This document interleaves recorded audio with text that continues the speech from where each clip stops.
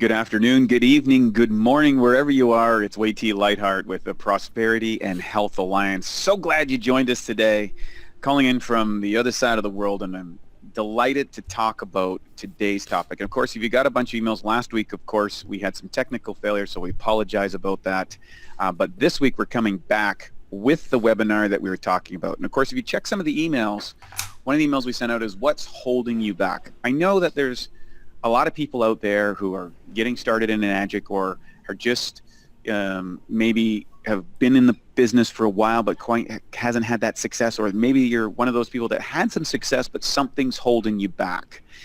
And the one thing I've noticed over my near 10 years working with the company and working with Enagic is there's a couple things that you need to do is to kind of frame yourself. And we're going to talk about those today. So if you're a little bit stuck, this is going to be a great call for you. If you're maybe had some success and you've fallen off a little bit, or maybe you're just getting started, this is a great thing to remember, and I think it's really important.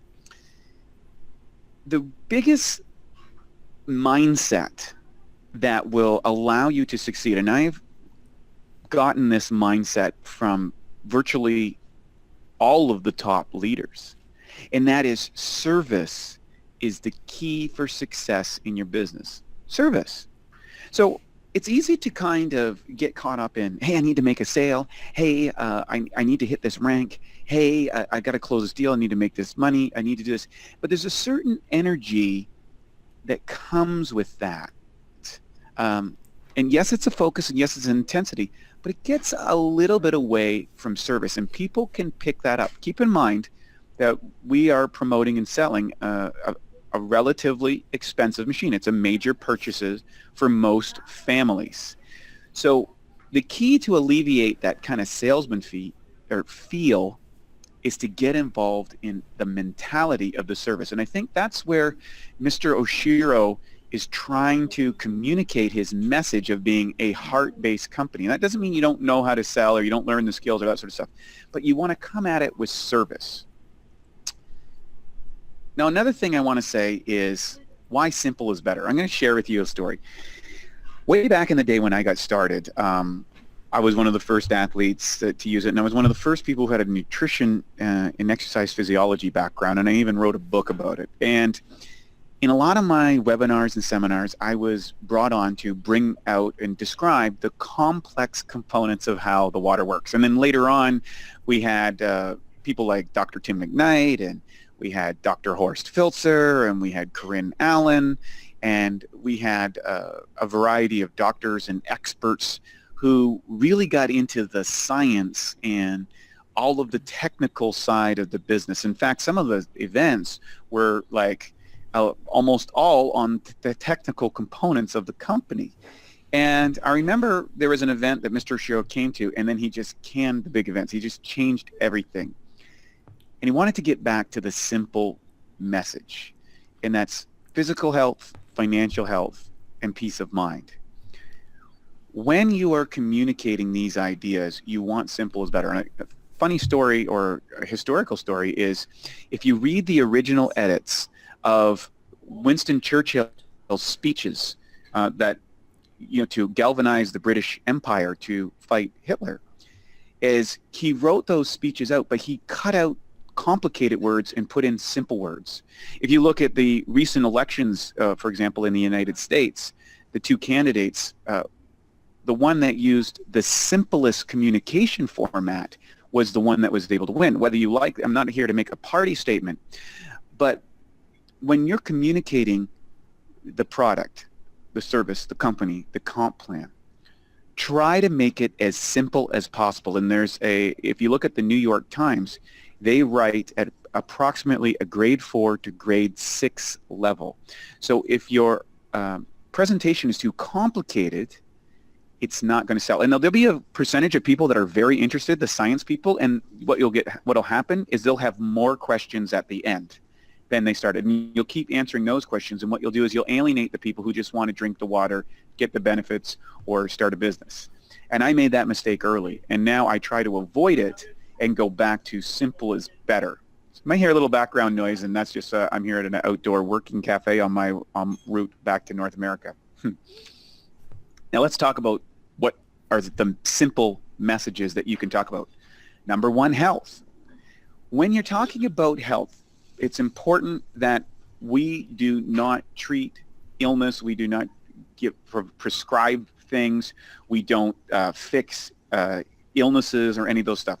What we do is we say, hey, look, we've got we're promoting a water that helps your body heal itself. That's it. And it's got these unique properties. It's high in antioxidants. It hydrates your body 6 times faster. And it tastes amazing. Plus, it has all these specialty waters that can do these other things like disinfect your stuff so you don't get pathogens. It can wash oil-based pesticides off your food. And it makes 5 different types of drinking water, and it makes a beauty water. Simple, concise, easy. When people get into the science, hey, you know what? The science has been all worked out. We've got doctors, lawyers, we've got technical side. But let's talk about you, and let's talk about your health. How are you doing these days? And find out what's going on in their life and start asking questions and then sharing stories about how this water benefited you. Again, from a position of service. Hey, I want to help you. I want to share with you something that really helped me, and I want to help you. That's kind of the tone and the idea around it. Okay? Now, financial health. This is an area that I avoided when I first started. And I didn't talk about the business, and I didn't talk about the business opportunity, and that was a big mistake. I only focused on the health because that's what I was interested in. And fortunately, my upline leaders, they were interested in the business as well, and they promoted and got a lot of my first people started. But when Siha Top came into my organization, who really needed it from a business perspective and didn't understand the health so much, he said this is what got him hooked in. And of course, if you know, Siha has got one of the fastest growing businesses in all of Enagic, and he's a financial wizard.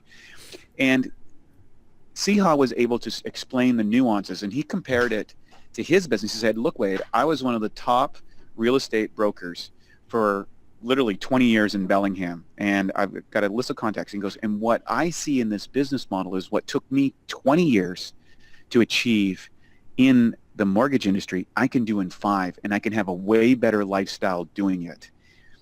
And so that's what he did. He went out and did that, and in that process, he showed me the importance of sharing the financial health side. And when I started sharing and doing that as well, it amplified my business significantly.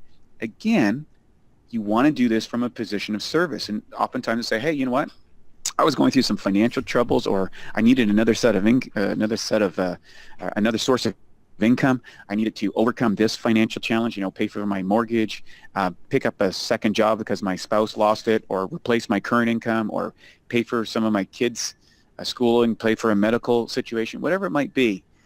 Financial health is a big one, and you want to include that, sharing a personal story first, because if you're sharing personal stories first, it puts you in a humble position. It says, hey, you know what? I was really struggling with my finances, and it opens the door when you go first. When you make that statement and open yourself up and be vulnerable, that allows people to have a more honest conversation with you in around their financial health. So go there first, and you'll be surprised at what can happen down the road. Now let's talk about the third story. And that's peace of mind, or emotional health, or spiritual health, whatever that means for you. If you look at the 3 parts that Mr. Oshiro promotes, it's physical health, financial health, peace of mind. First, you want to get your physical body healthy, and then you need to get your finance healthy, and you have both of those, you have peace of mind. And some people call that emotional or spiritual health. I think this is really important by sharing this, because really, whenever you're putting a product, you're putting a service, you're making a business, you want to have that peace of mind, emotional, spiritual health. You want to have that peace moving forward. And the most important thing is to recognize is that being in a service-based business, if you put service as your way of existing, guess what? You're always feeling good about giving service. You're feeling good about delivering water. You're feeling good about doing a presentation. You're feeling good about helping someone in your organization make a sale, or doing a presentation for them, or helping them fill out a form, or whatever it happens to be. This gives you peace of mind. And I think when you embrace the service, now it transforms how the business is. I know what can happen for a lot of people and I've heard this from distributors in my organization and others, they get caught up in it and they start seeing the business as a burden. They start seeing it as, oh, I got to do this, and oh man, I got to do that, and they get kind of this stinking thinking around the business, and they lose their peace of mind and they lose the service. And when you do that, it drops kind of the energy of how you promote and your motivation around it. If you see it as a way of service, and I do believe that Mr. Oshiro doesn't need the money. He doesn't need to do this business. It's a lot of work running a $1 billion brand all around the world and doing what he does. He doesn't need to do it. Why does he do it? He feels it's a way for him to add to the world, to be of service, and that gives him peace of mind. He's making the world a better place, and you are as well by building your business and helping those people. I got so many friends and so many amazing testimonials from all the people that this has changed their lives. And if you understand that, then it makes it easier. It also makes it easier when people reject what you're offering. And you're going to experience that. People are going to say no. And that's okay because you give them that shot. You give them that opportunity. And if you're coming from service, you don't have that negative feeling about it. You're like, oh, well, that's okay. Didn't quite get this one. Maybe next time, and on to the next. And it really takes a lot of the edge off. The other thing I want to share, and again, these are all things that I've learned that I've made mistakes on. So I'm not here to tell everybody, hey, you got to do it this way. I'm here like, hey, I've done all these things. You want to use short words instead of long words. And why that is because with long words, anytime a person feels that they don't understand or they don't comprehend what you're talking about, then what can happen is they check out of the sale. So use short words, use simple sentences, use general metaphors and analogy. Well, it's kind of like this, right? And it's like this. And by using those, you can communicate ideas better. So one of the things I use is, for example, with the hydration, I said, it's big molecules with small molecules. It's like if you threw a tennis ball at a chain link fence, does it go through? No. But if you turn that tennis ball into a handful of marbles, does it go through the chain link fence? And they go, well, of course. I'm like, that's exactly how the water works in your body. The ionization breaks up the tennis ball size molecules and turns them into marbles so that it penetrates the cells, which are the chain link fence. Makes sense? And they go, yeah, that makes sense. Okay? You didn't talk about aquaporins. You didn't talk about, osmotic pressure and pressure dynes and cellular membranes and any of this sort of stuff, which is, you use something simple and easy as a tennis ball and some marbles and a chain link fence, something that's relatable. So when you're doing your presentation, you're sharing your information, think about the things that you're saying and how can you make it easier, simpler, and shorter. That's an important component. Now, why do people fail? Why do people fail in this business? Why do people get stuck? Well, basically, they don't ask questions. Think about this. If you go to a restaurant and imagine that the waiter never came over and asked you, are you ready for a drink, or would you like to order something, or would you like a side with that? Would you like to, think about that. What's the first thing they do in a restaurant? They ask you questions. And what do? They're called a server. They servicing you. You get on a plane. What do? They ask you questions. Would you like the coffee? Would you like the tea? Would you like a beverage? Would you like to order from the cart? And the more questions you ask in a serviceful way, the better the communication is and the better the information is, so you can fill their needs. We're in the service industry, right? Second, some people ask questions, but they don't listen for the answers. One of the things that you can do to engage an audience if you're doing a public presentation is to ask questions to the audience about what you're talking about. Get them engaged. The more you ask questions and the more you wait for those answers, you can engage. And it's also a powerful way to find out where your market is. So make sure you ask questions and then listen from the answers and then respond from what that person is telling you. And this takes practice. And sometimes I know I used to not listen enough before I started doing my presentation. So always start with questions and ask as many questions as you can before you get into the presentation, okay? And listen to those answers, and then now you tailor your presentation to answer those specific questions. And then at the end of that, you come back and ask, hey, what else are you want to know, right? And then if they don't have any more questions, well, then you assume the close, and then you might, and then if they don't go, then you might go, oh, well, what might be holding you back? Or is there anything that would keep you from getting started today? And stop. And when you ask the question, pause. And there's a little period of uncomfortability there sometimes, but let that space happen, and then they'll come back to you. And usually after 2 or 3 questions, they'll let you know the real reason. Very, very important. Another thing why people fail is they use their heads instead of their heart. They get enamored with the latest technique, the sales thing, with the best way to close them. They're doing the calculations of the numbers in their head, and sometimes people can feel this.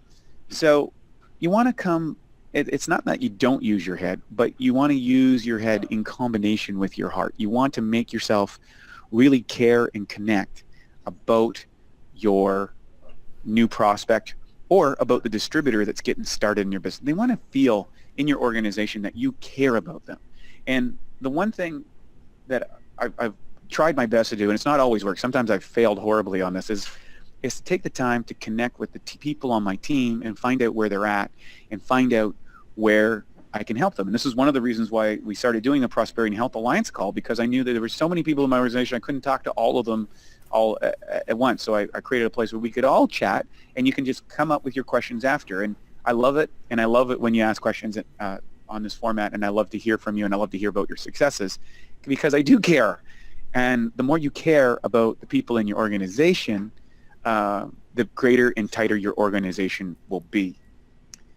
4, another one, people overcomplicate things. It's real simple.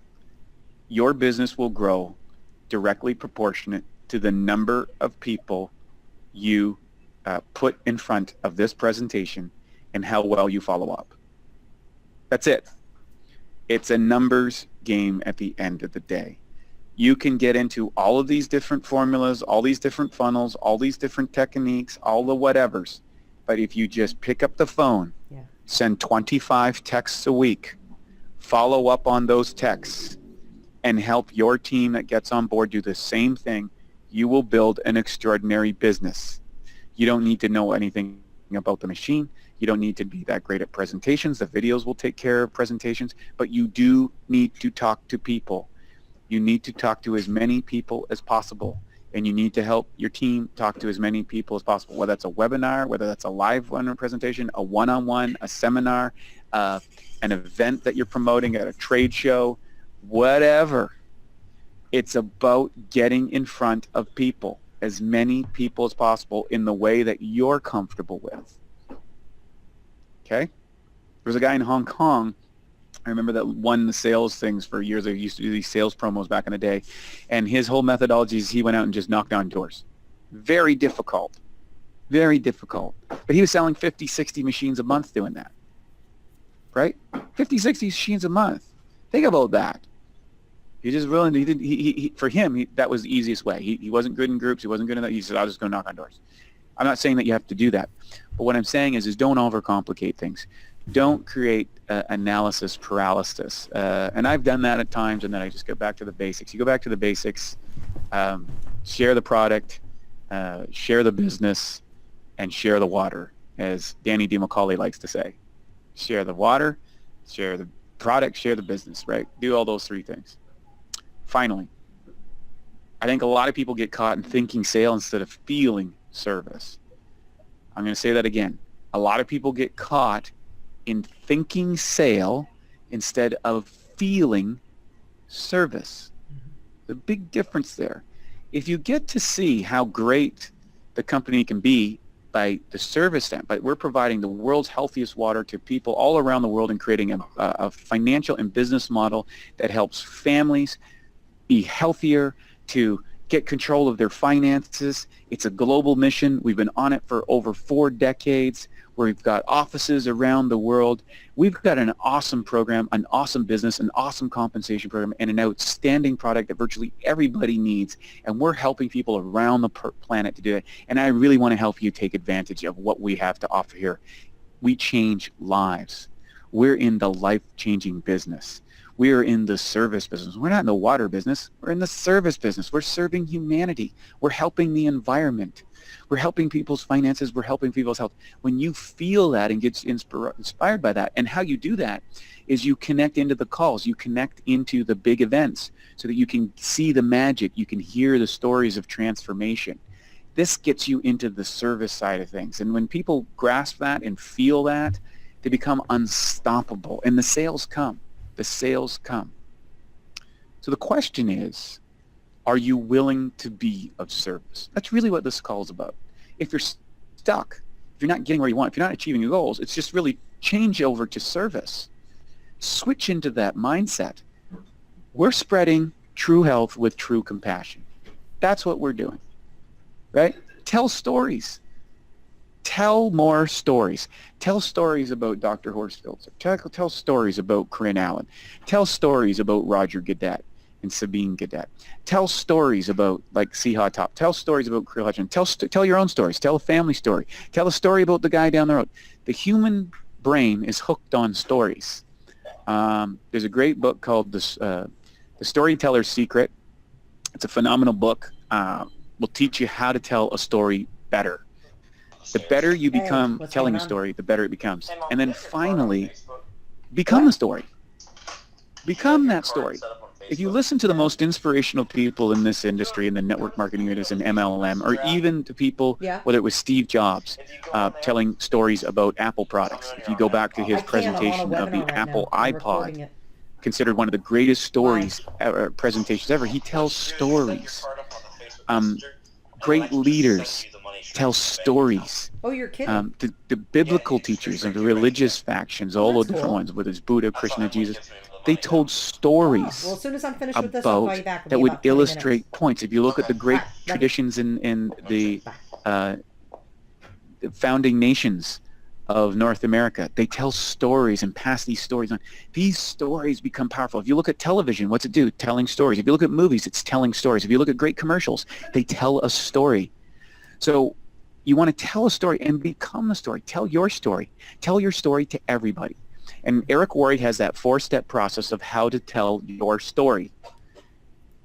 Get good at it. Tell it everywhere. Tell it all the time until and keep expanding it and growing it.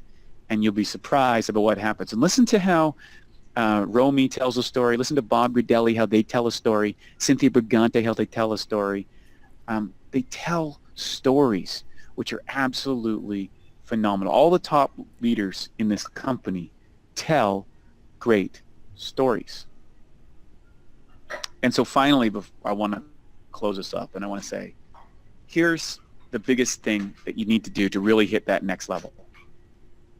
And that's let go of the sale and embrace the mission. Let go of the sale and embrace the mission. Decide that that next person you're talking to is part of the mission, not just a sale. You're on a mission, and they're choosing to participate in the mission as a customer, as a referral partner, or as a business builder. They're going to tell you at what level of the mission they want to commit to, but you need to say, hey, I'm on a mission. And I look back to the funny story of the Blues Brothers. I don't know if you remember that. Some of you are probably too young to remember that. You watch that movie, the two guys in the movie, they get there and they got their sunglasses on and their hats and their sunglasses, and they're like, we're on a mission from God. And I love that part because some of the most fun adventures probably in your life, if you think about it, is when you were on a mission. You went on that camping trip. You went on that crazy business thing. You joined that school. You were part of that team. You were supporting your kids and what they were doing. When you think about those missions that you're on, the mission, and no matter what happens, whatever obstacle comes, you're going to succeed. You're going to win. A mission is so much more empowering than a sale. When you own Enagic as a mission, and you're on a mission for your family, you're on a mission for humanity, you're on a mission for health, you're on a mission from whatever gets you motivated about this, your life will change, and your life will change radically.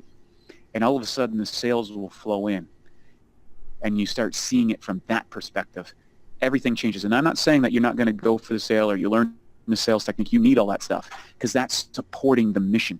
The mission dictates that you're going to get this product in somebody's hands. You're going to go out and talk to that next person after 10 refusals because you're on a mission. And missions don't stop. Missions go on. Missions keep going no matter what. And that's what Mr. Oshiro's on. Mr. Oshiro's been on a mission for over 40 years. And the company's been on a mission for 40 years. And we're part of that mission, and that mission can be yours as well. So when you own your own mission inside the Enagic family or the Enagic program, then you're going to see you can let go of the sail, and you can just kind of flow in it and feel that magnanimous energy. So that's all I want to say today. I know you might have some questions at the end. We got a lot of people on the call. So what I'm going to do is we're going to take those calls right now. Again, it's Wade T. Lightheart from the Prosperity and Health Alliance. Happy to be connecting with you again this week. Love being here, and I look forward to hearing your questions each and every week.